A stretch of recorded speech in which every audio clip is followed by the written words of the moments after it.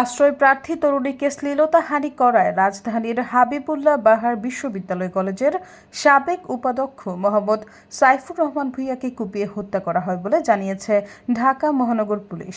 Police জানায় ওই দম্পতির দুজনেরই বয়স 25-এর কম। তাদের অসহায়ত্ব দেখে সাহায্যের হাত বাড়িয়ে দেন হাবিবুল্লাহ বাহার কলেজের সাবেক উপাধ্যক্ষ মোহাম্মদ সাইফুর রহমান ভূঁইয়া। দুজনকে চাকরি দেওয়ার কথা বলে নিয়ে যান উত্তরখানে তার ভাড়া বাসায়। ওই বাড়িতেই থাকতেন তারা। স্বামীকে নানা অজুহাতে বাইরে পাঠিয়ে তার স্ত্রীর স্পর্শকাতর জায়গায় হাত দিতেন সাইফুর রহমান। গত সোমবার রাতে তরুণীকে ধর্ষণের চেষ্টা করলে তার স্বামী প্রতিবাদ করেন।